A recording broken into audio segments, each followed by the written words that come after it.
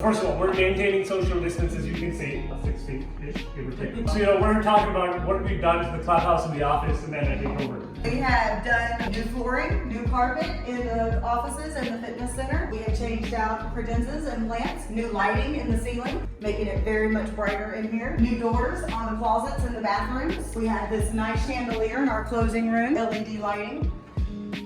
New granite countertop. He doesn't like us showing it, but let's show him. My office is a mess. Office is also gorgeous. Look at those curtains and that lamp.